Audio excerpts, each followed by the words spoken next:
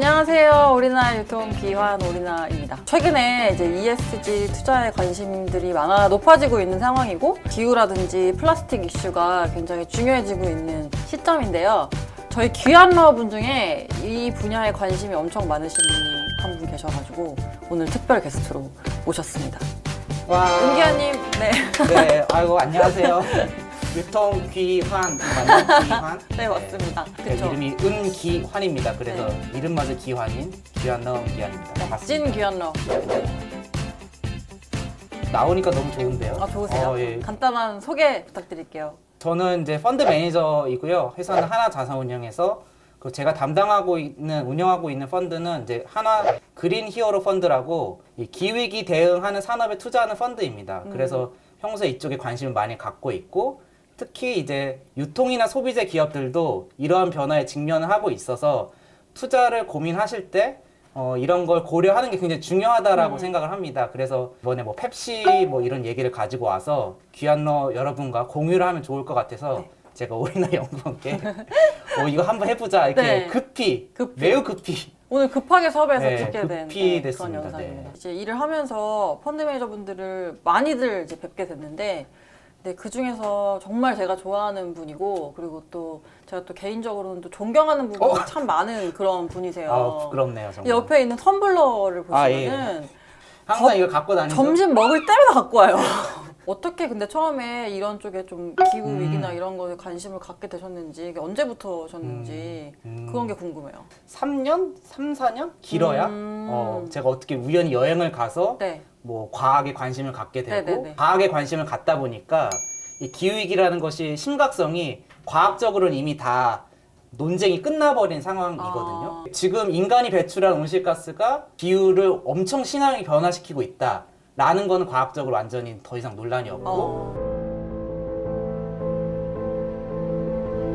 지금 우리 인류에게 놓여진 이 기후 환경 이슈 중에 가장 큰 거는 이제 온실가스 문제입니다. 온실가스. 프레온가스에서 온실가스. 온실가스라 하면 가장 대표적으로 CO2와 메탄가스가 가장 영향력이 크고요. 지구 온난화 이 얘기를 아예 처음 들으신 것은 아닐 거예요. 그쵸. 대부분 분들이 이거는 네. 아예 처음 들을 수는 없겠죠. 그쵸. 근데 이제 이거 얼마큼 심각하냐가 그게 가장 핵심인데 가장 최근에 있었던 그 의미 있는 사건이 2018년 9월에 IPCC라는 유엔 산하 기구 우리말로 번역하자면 기후의 변화에 관한 뭐 각 정부 간 협의체 뭐 이러한 패널 협의체 뭐 이런 약자인데요. 네네. 실제 여기는 이제 각 국가의 관련 과학자들이 모여서 합의를 하는 건데 이게 아마 1990년대부터 정기적으로 하고 있다가 18년에 다시 한번 리뷰를 해야겠다고 해서 발표를 했습니다. 그거는 네네. 무려 우리나라 송도에서 했습니다. 네. 전혀 몰랐어요. 전혀 몰랐죠. 네. 굉장히 중요한 건데 가셨나요? 아니죠. 저는 갈 리가 없고. 네. 저는 당시에 근데 뉴스를 저는 봤어요. 그 시점에 근데 보고 내용을 보니까 깜짝 놀랐죠. 이거 왜죠? 너무 심각해가지고. 아, 심각하다. 온난화로 인한 기후재난을 줄이려면 지구기온을 산업화 이전보다 1.5도 이내 상승으로 제한해야 한다는 권고가 나왔습니다. 여기서 말하는 1.5도라 하면 지구 평균 기온이 1.5도 올라가는 건데 우리가 이제 이렇게 말하면 뭐 우리나라만 하더라도 여름과 겨울 연도가 몇십 도 되니까 막 이렇게 생각하잖아. 뭐 1.5도가 대수야? 그쵸. 네. 하지만 따지고 보면 우리 체온이 우리 요새 맨날 온도 매일 체크 안 합니까? 그쵸. 1도만 올라가도 맞아요. 엄청난 맞아요. 그러니까 지구 평균 기온이라의 1도 의미는 그 정도의 의미인데 1.5도라 하면 산업혁명 이전 대비 1.5도 오른다는 의미고요. 그럼 1.5도는 이제 목표 수준이에요. 네네.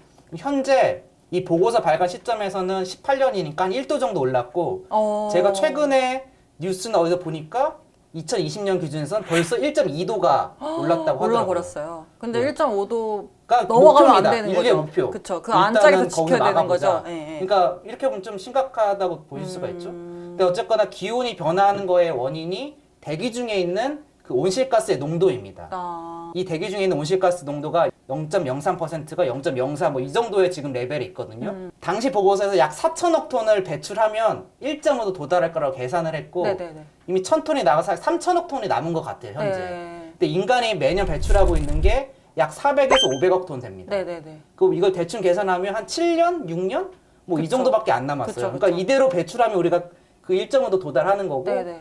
그걸 줄여 나가는 이제 목표를 수립하게 돼서 그거의 기준이 2050년까지 2050년까지. 순 배출량을 0으로 만들자. 근데 만약에 1.5도가 올라가면 어떤 일이 발생하는 그렇죠. 거예요? 그것도 중요합니다. 네. 좋은 질문입니다. 좋은 질문인가요? 네. 그래서 1.5도냐 2도냐 이게 중요한데 네, 네. 2도와 1.5도의 차이 중에 가장 결정적인 거는 2도가 넘어가면 포지티브 피드백 뭐 이런 용어를 쓰더라고요. 그래서 인간이 배출하지 않아도 지구 스스로 배출하고 온도를 높이는 시스템이 작동이 됩니다. 그럼 그때부터는 인간이 배출을 아예 안 해도 말도 안 되는 얘기지만 그럼 타노스가 사람을 죽여도 2도가 넘어가는 순간 그냥 지구 온도는 계속 올라가게 지구 되어 있어요. 자체가 예. 그게 갑자기 발동이 예. 되면서. 예를 들어 빙하가 다 녹으면 빙하가 빛을 반사하잖아요. 네네. 빙하가 그렇게 온도를 높이지 않는 역할을 했던 건데 빙하 지금 녹고 있어서 2도가 넘어가 빙하가 다 녹으면 더 빨리 더워지는 더 거고요. 흡수하는 그렇죠. 네. 그다음에 뭐 영구 동토층에 있던 그 메탄 오래된 거기에 있는 공기들이 나와서 메탄의 효과가 굉장히 심해요. 이러한 것들이 한 온도가 2도일 거라고 추정을 하는 거고 사실은 그보다 더 빨리 벌어질 수도 있습니다. 19년에는 도저히 못 참은 스웨덴 한 소녀가 네네. 아시죠? 예, 알죠. 네. 그레타 툰베리. 네, 그분이 ENTJ라고 하더라고요. 참고로 저는 INTP입니다. 예. 제 베프들은 예, INTP가 저는 많아요. INTP입니다. INTP 화이팅입니다. 하여튼 툰베리를 비롯해 당시 그게 크게 있었고 그 이후에 19년에 그리고 유럽에서 처음으로 넷제로 2050년을 장기 목표로 얘기를 했습니다.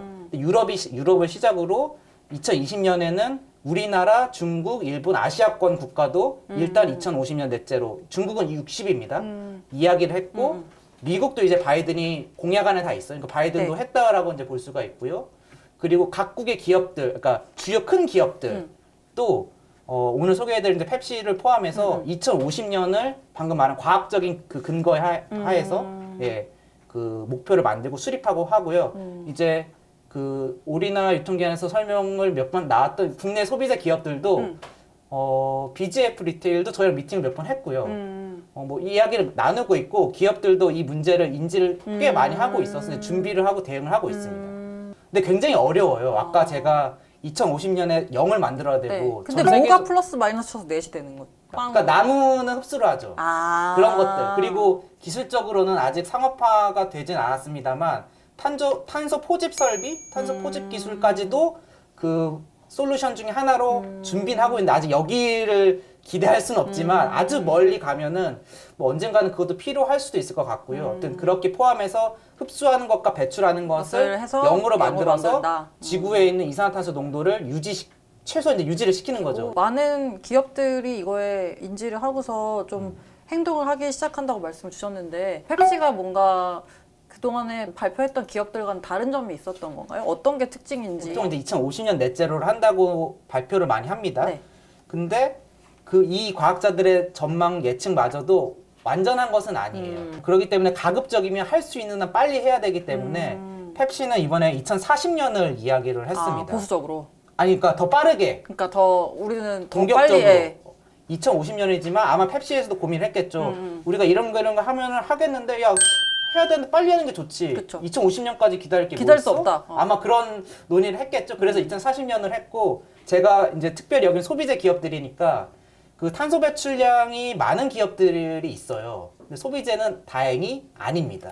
예. 제일 많이 배출하는 섹터가 그거 어딘가요? 산업으로는 석탄 발전과 철강, 금속, 그러니까 1차 가공, 물질을 많이 변형시켜야 되는 그러한 제조업들은 그런 것이고 소비재 기업들은 보통 이렇게 제조 가공된 걸 가져다가 그쵸. 조립하거나 뭔가 물리적으로만 이렇게 하는 이동시키고 것들이 이동하는 많잖아요. 예. 것들이니까. 네. 그렇기 때문에 어떻게 보면 이제 배출량 측면에서는 그런 고배출 기업보다는 안전하다. 그러니까 투자하는 측면에서도 그 기업보다는 낫다라고 볼 수 있고 또 달리 말하면 펩시처럼 전환하려고 의지만 있다면 조금 더 빠르게 할 수 있고 그리고 저는 또 좋은 게 소비재 기업들은 가장 소비자의 접점이고 이러한 요구들이 바로바로 반영되는 거잖아요. 네네네. 그래서 ESG 투자에서 특히 소비재 기업들은 소비자들의 어떤 걸 매우 많이 신경 써야 됩니다. 잠깐 ESG 얘기를 조금만 더 하자면 그 일본의 의류기업 유니클로가 인류 보편적인 가치인 인권에 대한 잘못된 태도와 발언으로 지금 우리나라에서 어떻게 됐죠? 이렇게 된 문 닫고 거고요. 있습니다. 예. 네. 그리고 남양유업의 갑질 역시도 이건 노동과 관련된 문제인데 여기 잘못된 것도 소비자들이 선택을 안 하니까 요새 점유율이 많이 빠진 걸로 알고 그쵸. 있습니다. 그러니까 이런 위험이 있는 기업을 사전적으로 투자들도 피해야 그런 손실을 막을 수 있다. 그래서 ESG가 중요하고요. 기후에 역시 마찬가지입니다. 그러니까 어떤 기업이 탄소 배출 많이 해. 조금 기업이 있다고 하면 소비자들이 그 기업의 제품을 사지 않으려고 할 가능성이 있고요. 그것 중에 좀 대표적인 예 중에 하나는 삼성그룹이 호주에 석탄 투자를 많이 진행을 했는데 호주 소비자들이 삼성의 그 소비자 가장 대표 상품은 갤럭시잖아요. 갤럭시를 불매하겠다고 했어요. 엄밀히 말하면 계열사가 다르지만 어쨌거나 석탄. 똑같은 삼성 계열이잖아요. 그러니까 바로 삼성에서 얼마 안 돼서 삼성이 그래서 국내 회사 중에서 굉장히 선구적으로 탈석탄을 선언을 했습니다. 그러니까 이게 소비자들의 변화가 있고 그 대응을 잘해야 되는 게 굉장히 소비자 기업의 앞으로 해야 될 일이라고 봅니다. 그래서 펩시 얘기로 잠깐 돌아오면 네네. 펩시가 2040년 넷제로를 일단 한다고 말을 했고 그 세부적인 내용을 이제 소개를 드릴 텐데 네네네네. 이걸 잘하면 제 생각에는 일단 저 기준에서 네. 제가 기후에 관심도 많으니까 코카콜라 마실래 펩시 마실래 그럼 펩시를 마시는 거죠. 펩시는 먹는 거를 만드는 기업이잖아요. 그쵸. 그러니까 뭐 모르긴 몰라도 거기 들어가는 설탕도 사탕수수일 거고 또 음료만 만드는 것이 아니니까 펩시가 네. 프랜차이즈 버거 이런 것도 펩시의 계열사 중에 하나거든요. 네, 그래서 아무튼 종합적으로 고기도 많이 파는 회사인데 네. 그래서 전체 배출량의 전 세계적으로는 약 4분의 1이 농축산 관련인데 펩시는 이거보다 조금 높은 3분의 1%, 그러니까 3분의 1, 약 30%가 농업에서 관련된 거여서 펩시가 줄이겠다고 하는 거는 이 부분도 굉장히 고려하겠다는 것이고요. 예. 일단 전 세계 온실가스 배출의 대부분은 에너지와 관련된 건데 에너지와 관련된 걸 제외하면 우리가 먹는 것과 관련이 있습니다. 어떤 거가 있을까요? 농업에서 배출되는 것들이 네. 많아요. 농축산업, 더 정확히는 축산업이죠. 그러니까 고기를 먹는 것이 탄소 배출량을 많이 기여를 하고 있고요. 그래서 비유를 막 하시던데 스테이크 한 조각 소고기를 먹는 게 디젤차 타고 다니는 것보다도 더 배출 영향이 크다라고 합니다. 굉장한 저는 소고기도 먹고 디저트 사는데 둘 다 아는데 그러니까 제 주변에서도 이 얘기할 때마다 굉장히 거부감을 많이 보이시는데 무슨 소리 하는 거냐? 네. 이렇게 맛있는데 근데 소고기가. 어쨌거나 이거는 수많은 사람들이 다 연구한 결과고 뭐 거의 팩트라고 봐도 됩니다. 그래서 이제 제가 저번에 몇 번 점심을 먹을 때 네. 기억하시죠? 그쵸, 기억하죠. 예, 좀 얘기를 해주세요. 거기만 가시니까. 그러니까 그 갔던 데 중에 저 공덕 갔던 네네, 예. 공덕에 갔죠. 예. 예. 채식 지향 맞아요. 식당이었고요. 은기아님과 점심 먹을 때는 또 그런 데로 가줘야 돼요. 왜냐면 제가 텀블러 이제 들고. 제가 고기를 전혀 안 먹는 것은 아닙니다. 네, 고기를 그건 아니죠. 먹긴 먹는데 소고기는 정말 안 먹으려고 하고 있고 뭐 비교적 닭은 좀 적기 때문에 배출이 네네네. 그러면 이제 사실 원래 고기파예요 저는. 예. 그 오실모입니다. 오실모? 이런 TMI가 막 나오는데. 오실모가 뭔가요? 오실모. 오실모? 오실모 모르세요? 오이를 싫어하는 사람들의 모임에서. 아, 오실모. 예, 오실모.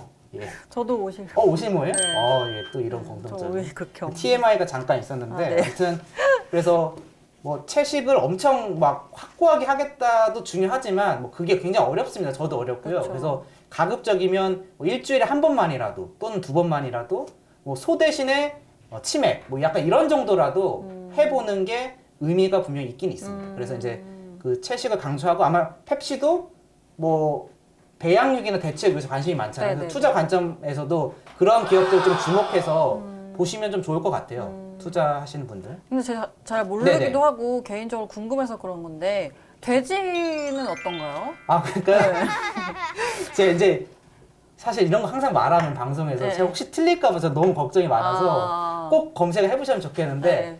저는 항상 이렇게 비유를 해요. 그러니까 소가 디젤, 돼지는 가솔린, 네. 닭은 하이브리드, 아. 두부는 전기차. 전기차.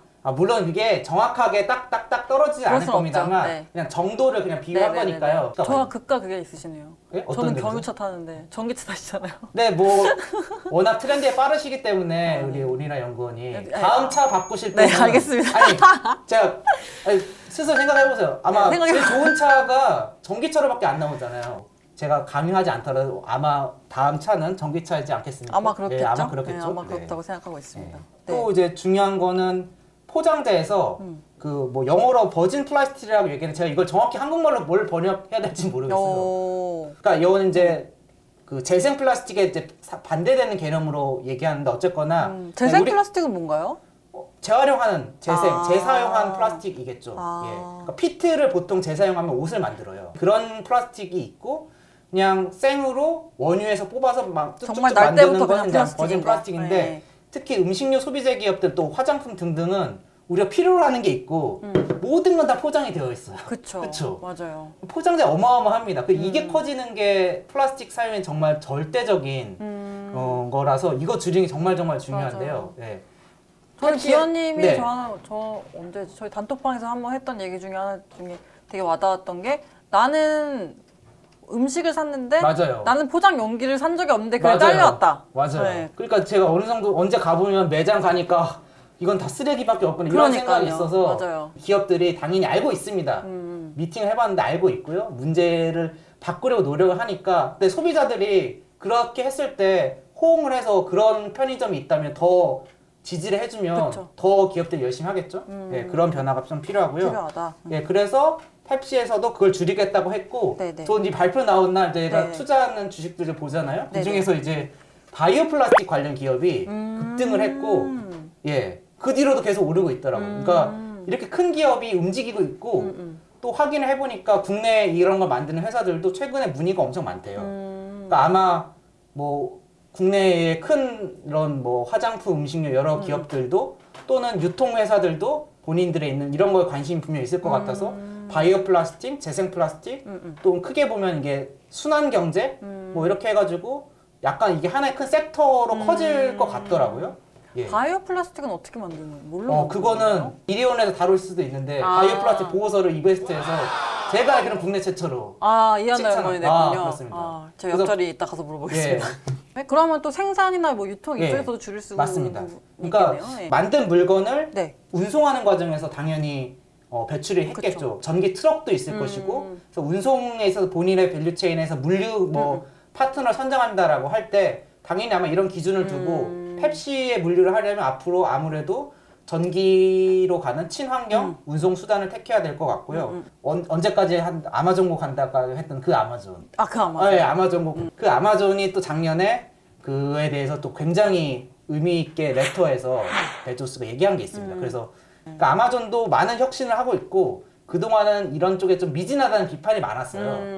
그 가장 큰 시가총액 탑5 중에서 배출량 1등이거든요. 아마존이.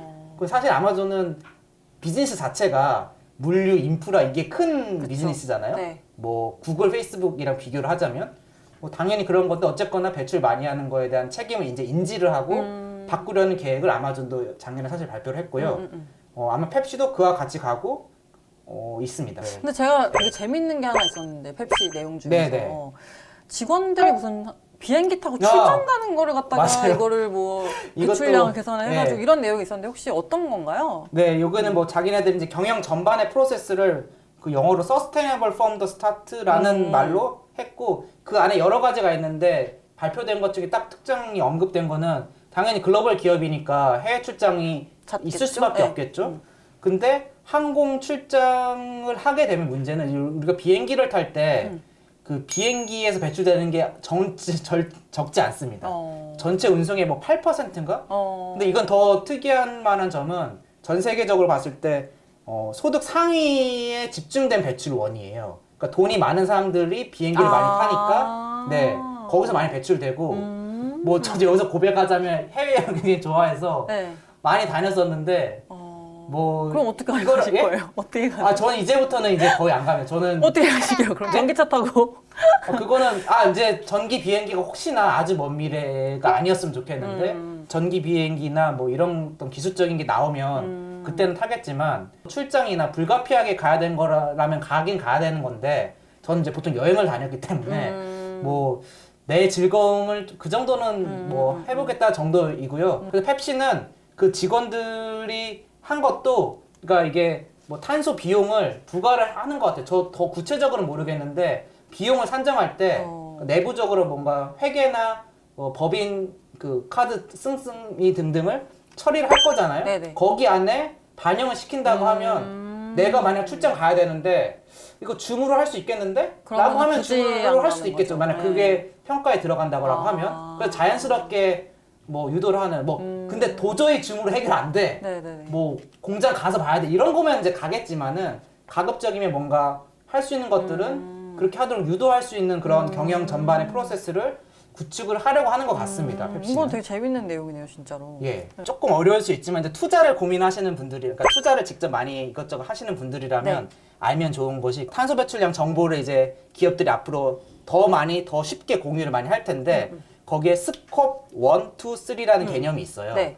뭐 간단히 얘기하면 스콥 1, 2는 스콥 1 내가 만들면서 직접 배출한 거. 2는 전기를 쓰잖아요. 네. 그 전기에서 발생한 거. 아. 그 3는 내가 뭐 물건을 만들 때 사 와서 가공하잖아요. 네, 네. 그 사온 물건에서 배출한 것들. 아. 그래서 그 기업의 생산 과정을 모든 걸 했을 때 배출한 거를 스콥 1, 2, 3로 구분을 하거든요. 이 배출이 얼마 배출했냐라고 측정을 할 때.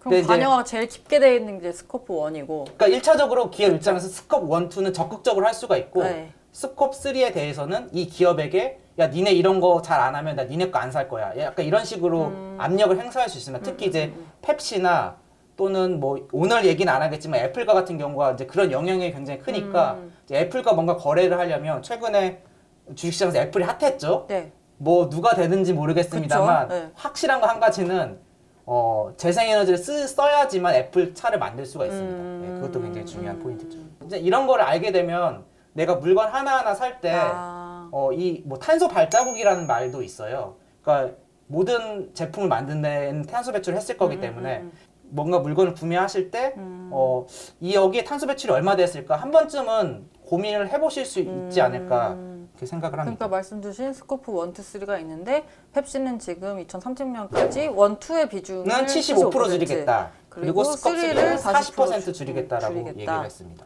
이 공시하는 기업들이 많나요? 공시는 그 지속 경영 보고서, 아, 지속 가능 보고서 예. 이런 것들을 연에 큰 기업들은 한 번씩 발간을 크게 하는데 근데 그것도 아직 일률적이지가 않습니다. 그쵸. 그런데 우리나라 금융감독당국에서 23년 또는 25년? 네네, 하여튼 어쨌든 뭐 뭐 한 향후 머지않은 3년, 미래에, 5년 내에. 미래에 이 공시하는 거를 의무화하려는 의무화시키겠다. 걸 준비를 하고 있기 때문에 투자자 여러분들도 이제 그거를 지금도 사실 다트의 한 구석에 있어요. 이렇게 거기에 스컵 1, 2, 3로 되어 있지 않아요. 전체 배출량만 공개가 되어 있어요. 전체 배출량만.